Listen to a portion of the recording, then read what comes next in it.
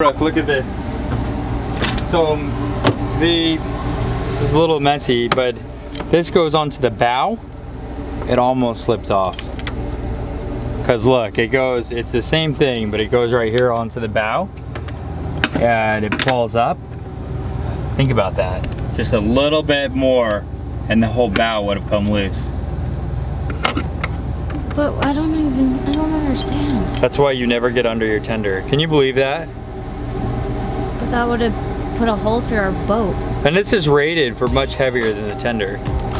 So it was totally, there was no signs of any sort of wear before we put it on. Just because we've used it so much? I don't know. We have an extra one, and then we'll go get this inspected and repaired. No, we'll just get a new one. We're not repairing it. Well, okay. Can you believe that though? No, it's really You never scary. know when it's gonna happen. So Never stand under your tender. I don't know. Jeez Louise. Okay, we gotta go. Okay, let's go. I'm Brooke, and this is Brayden. We have 2 kids and 2 dogs, Rooney, Penn, Fraser, and Captain. At 75 tons and 55 feet long, our home is different. With time being non-renewable and our home being, well, movable, around the world we go as we roam to know. Welcome aboard, Mermaid Monster.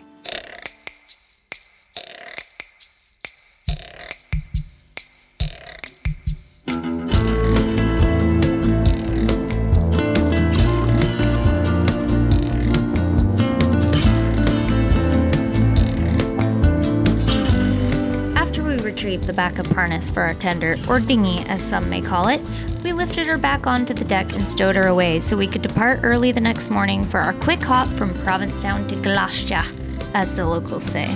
Again, I repeat, if you learn anything from our videos, remember this. Do not ever stand under your dinghy for any reason, ever. Like, really, like ever. If you have kids or grandkids, make them all go to one spot in the boat while you are lowering the dinghy or raising it. Now, let's go to Gloucester.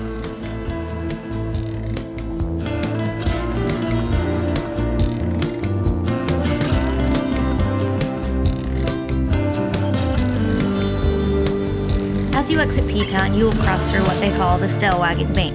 It's a spot that almost every species of whale hangs out at. You can find blue whales, fin whales, sei, humpback, and minke whales, as well as orcas and various types of dolphins. It's a hangout point for many of these whales' migrations north and south and vice versa.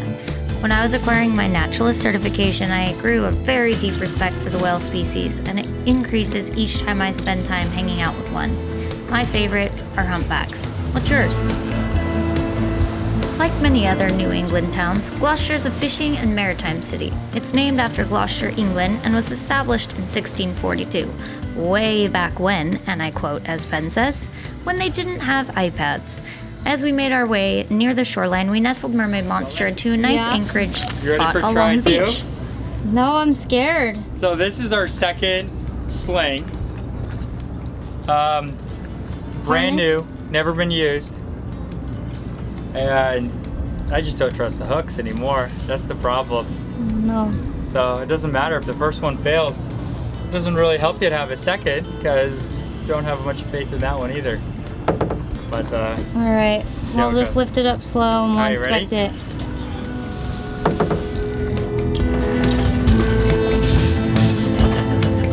Why is it swinging?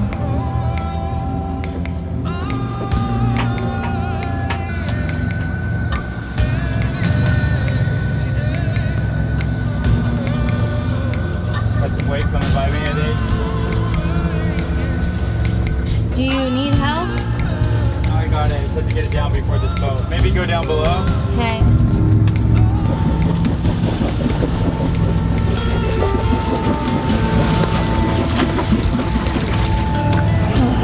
Good grief.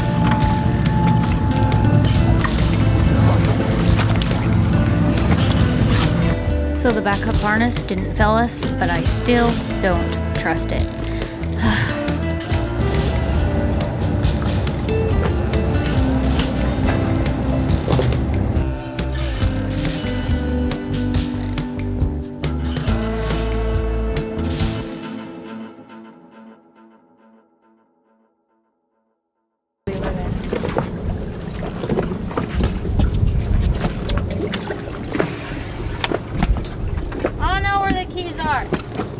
Ready? Come on.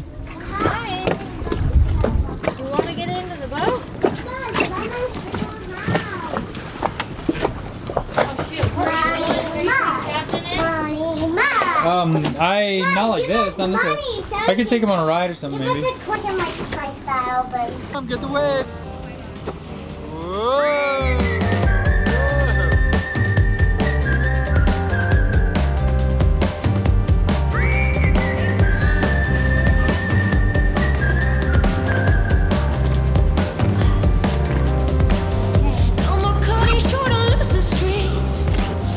Where are we?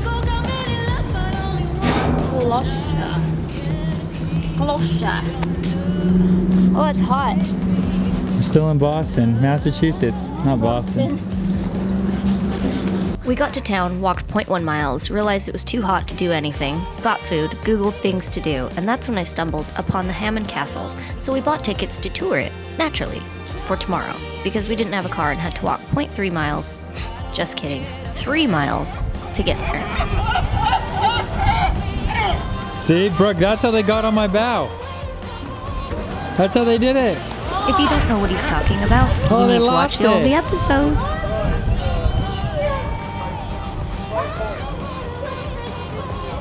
That's what just happened.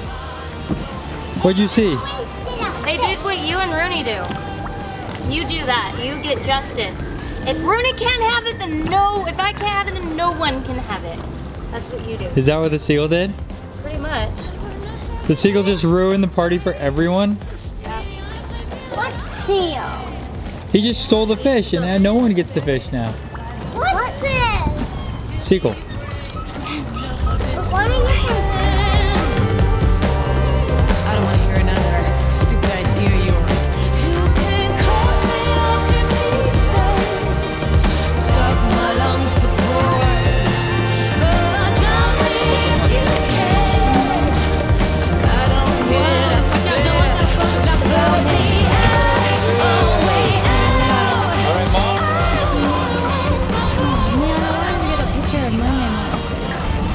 Go get it. Here.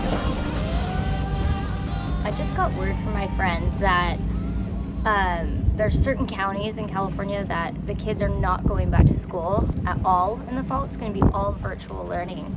So I have just a flood of friends and people I know mutually interested in homeschooling are now reaching out and saying like, what are you doing, or what do you do, or how do you do this? Because it looks like we're going to be either teaching from home or doing all online virtual teaching. And it puts a lot of people in a bad position, like of our friends who are both working and they rely on school, you know, so they can both work. So it's going to be a very interesting fall for us. I just said we're in the pilot program for all this. Like, we're ahead of the game 2 years, but no, in all seriousness, like, this is crazy, like devastating for a lot of people.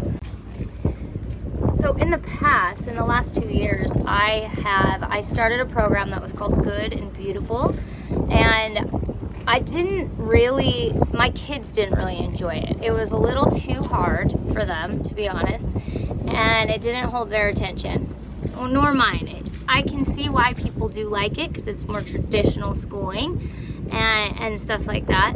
But for my kids, it just didn't work for us. So we ended up tailoring our own programs with Tinker workbooks and Bob reading books and, you know, Pinterest like type education. And in California, all I had to do was go online and create my own school and submit it through an email, and it was instantly approved, and that's all there is to it.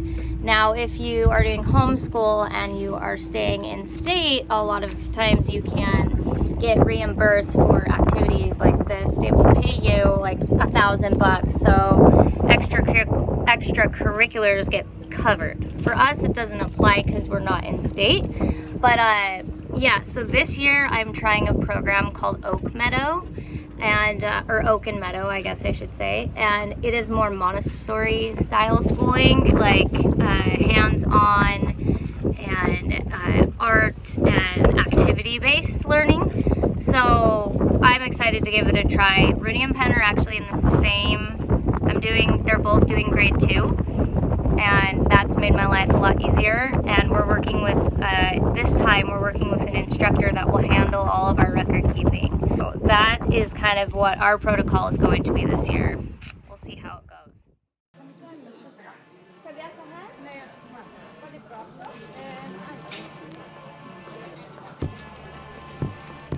The Hammond Castle was constructed in 1926 to 1929 for inventor John Hayes Hammond Jr. He claims this castle was constructed for his wife, who we found out hates Gothic architecture, but hey, he tried, right? Mr. Hammond used this home as a laboratory and was famous for his patent ability. He had over 400. I'll spare you with all the weird, quirky, bizarro details of this strange place. You'll just have to go visit yourself one day. Hello, my name is Mr. Gargoyle. Hello, my middle name is Bob. My middle name is Chop. My last name is Boo Boo. My last name is Bottom. Where are we, Brayden? Hearst Castle. No. What is it? Hammond. Hammond Castle. What do you think of it? Would you want to live here? Guys in their 20s did some crazy things, didn't they? Yeah. In the year 2000. 1926, I think, is when it started. It's a private residence. Wow. Did we walk here, you It's guys? going to. Was it far? This is what the Ronnie. gargoyles do. It was far. How many miles? This is what the Almost 3. gargoyles do. 2.8. You did it. High five. Ronnie, this is You're what growing the up. gargoyles do.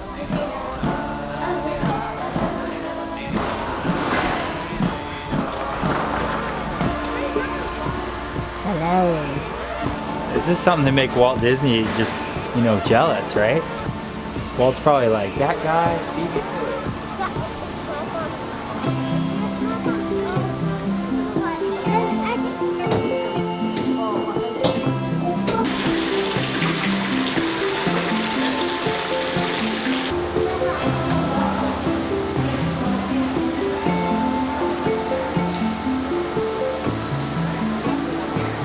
Tractor trailer into a mobile home for himself. See, he's the first motor home. Guy invented the motor home. And he's got modular homes. He was ahead of the Airstream. So all these little things come out. You go out. And you can like drop your home and then you just put your home back in the building right here. So there you have it, folks. The weirdest house on the East Coast. And now for the highest teeter-totter I have ever seen. How high does it go? Oh no, be careful with him.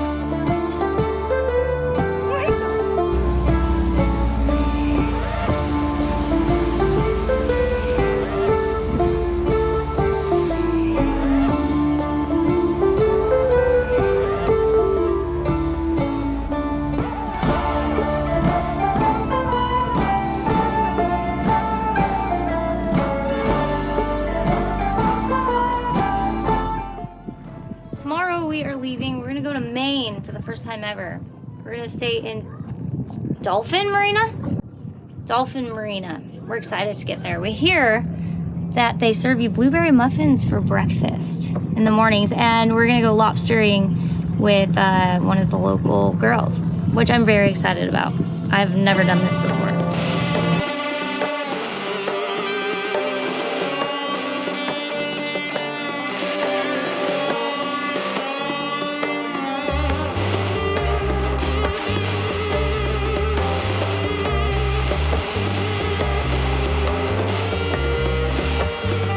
As always, thank you for watching. If you like what you've seen, give us a like and subscribe. And don't forget to hit that notification bell. We'll see you all next week. Also, as you may have noticed, YouTube has disabled our comments, so please don't let that stop you from sending us a message. If you'd like to leave a comment, head over to the community section on our main page.